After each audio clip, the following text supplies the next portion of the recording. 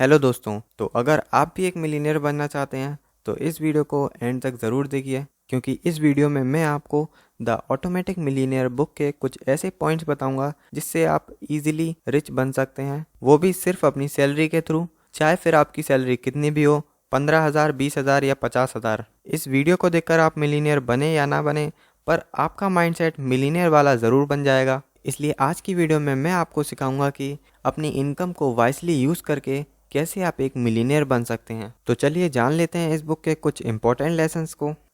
Gym and Sue financial advice के लिए David back यानी कि इस बुक के ऑथर से मिलने गए, बट इसका उल्टा ही हुआ। डेविड ने इस कपल से बहुत सारी चीज़ें सीख ली। तो डेविड बताते हैं कि जब वो उनसे मिलने आए थे तब वो अपने मिड 50s में चल रहे थे। दोनों अपनी रिटायरमेंट की प्लानिंग कर रहे थे, और सबसे स्ट्रेंज बात ये थी कि उन दोनों ने कभी भी एक साल में $40,000 से ज़्यादा नहीं कमाया। फिर भी उनके अकाउंट में $2 मिलियन थे और उनकी एज सिर्फ 52 थी। तो जिम ऑथर से कहते हैं, ज़्यादातर लोगों को लगता है कि जब उन्हें उनका पे चेक मिलता है तो उन्हें सबसे पहले अपने बिल्स पे करने चाहिए और जो अमाउंट बच जाए उसको सेव कर लेना चाहिए।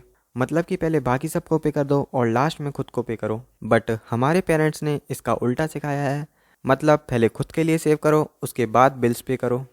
तो जिम एंड स्यू ने अपनी इनकम का सिर्फ 4% सेव करने से स्टार्ट किया था और धीरे धीरे अपने बार को राइज करते चले गए। और जब वो ऑथर के पास आए थे तब वो अपनी इनकम का 15% सेव करने लगे थे। मेन लेसन जो ऑथर ने इस कपल से सीखा था वो बहुत ही सिंपल था। आप जितना कमाते हैं उससे कोई फ़र्क नहीं पड़ता कि आप फ्यूचर में वेल्थ क्रिएट कर पाएंगे या नहीं। ऐसा इसलिए होता है क्योंकि हम जितना ज़्यादा कमाएंगे उतना ही हम स्पेंड करने की सोचेंगे, और इससे बचने का सिर्फ एक ही तरीका है जिसे ऑथर ने द लेटिव फैक्टर कहा है। ऑथर इसको एक्सप्लेन करते हुए बताते हैं कि मान लो अगर आप स्टारबक्स में कॉफ़ी पीने जाओ तो वो अराउंड 250 रुपये की मिलेगी। वैसे तो 250 रुपये ज़्यादा नहीं है, बट अगर आप इसे डेली कॉस्ट में इंक्लूड कर दो तो आप साल का 90,000 रुपये खर्च कर रहे हो, वो भी सिर्फ एक कॉफ़ी पर। और अगर आप एक स्मोकर हो और ड्रिंक भी करते हो तो आप डेली का करीबन 200 से 250 रुपये तो वेस्ट कर ही देते होगे, जो फिर से 80 से 90,000 हो जाता है। और over the last 50 years stock market से एवरेज 10% का रिटर्न तो मिल रहा है। मान लो अगर आप कॉफ़ी और सिगरेट खरीदने के बजाय इन्हीं के स्टॉक्स में इन्वेस्ट करें और मिनिमम एनुअल रिटर्न 10% का भी मिले तो सिर्फ 30 साल बाद आपके पास $1 मिलियन होंगे। तो यही आपके दिन के छोटे मोटे खर्चे आपको अंदाज़ा भी नहीं कि आपके मिलियंस का लॉस करवा रहे हैं। अगर आप 20 की एज में हर दिन $14 सेव करो और पूरे 35 ईयर्स तक कमिटेड रहो तो सिर्फ 10% के स्टॉक मार्केट रिटर्न के साथ, तो जब आप 55 की एज पर होगे तब आपके पास अराउंड $1.6 मिलियन होंगे। बट इसमें मेन चीज़ आपकी कमिटमेंट है। आपको डेली $14 सेव करने ही पड़ेंगे। आपको सबसे पहले अपने पैसों को सेव करना है, उसके बाद अपने खर्चों को देखना है।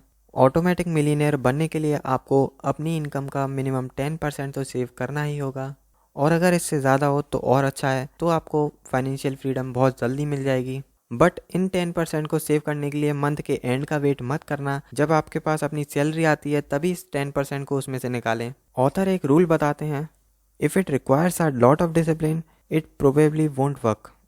हम ह्यूमंस का बेसिक नेचर है कि इंस्टेंट ग्रेटिफिकेशंस को चेज़ करना।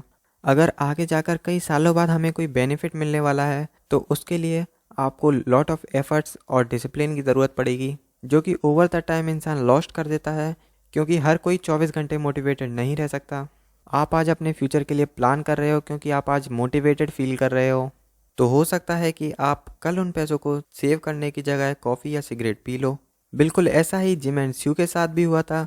वो अपने पैसे सेव करने के लिए बहुत ज़्यादा डिसिप्लिन और एफर्ट्स लगा रहे थे, बट वो उसमें बार बार फेल हो रहे थे। इसलिए उन्होंने कुछ अलग डिसाइड किया। तो उन्होंने एक एसआईपी स्टार्ट करा दी, जिसकी डेट उन्होंने रखी थी सैलरी ऐड होने के एक दिन बाद की। तो जिस दिन सैलरी ऐड होती थी उनकी, उसके अगले दिन ही एसआईपी के लिए पैसे कट जाते थे। और अगर आपको एसआईपी के बारे में नहीं पता है तो आप जाके आई बटन से देख सकते हैं। तो अब उन दोनों के मन में ये ख्याल ही नहीं आता था कि अपनी सैलरी को सेव करें या खर्च कर दें, क्योंकि उनकी सैलरी ऑटोमेटिकली ही एसआईपी में इन्वेस्ट हो रही थी। तो आप भी अगर यही प्रॉब्लम फेस कर रहे हैं तो आप भी एक एसआईपी करा सकते हैं।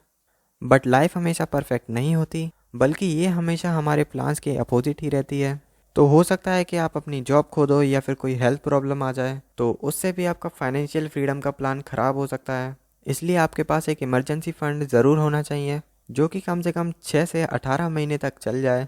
अगर आप पैसे की चिंता करे बिना जीना चाहते हैं और अपना ड्रीम फाइनेंशियल फ्यूचर बिल्ड करना चाहते हैं तो इसके लिए आपको एक चीज़ करनी है, पे योरसेल्फ फर्स्ट। फिर वो चाहे आपका रिटायरमेंट प्लान हो, इमरजेंसी फंड क्रिएट करने का प्लान हो या फिर अपने पूरे लोन्स को क्लियर करने का प्लान हो, इन सभी कामों को ऑटोमेटेड कर दो, जिससे आपको अपना बिहेवियर चेंज करने की ज़रूरत ना पड़े, बल्कि आपका पैसा ऑटोमेटिकली सही तरीके से बिहेव करने लगे और आप एक फाइनेंशियली फ्री लाइफ जी पाओ। तो अगर आपको ये वीडियो पसंद आई तो लाइक कर दीजिए और चैनल को भी सब्सक्राइब कर दीजिएगा। और अगर आपको करोड़पति बनना है तो पैसे के ये 7 रूल ज़रूर जान लेना।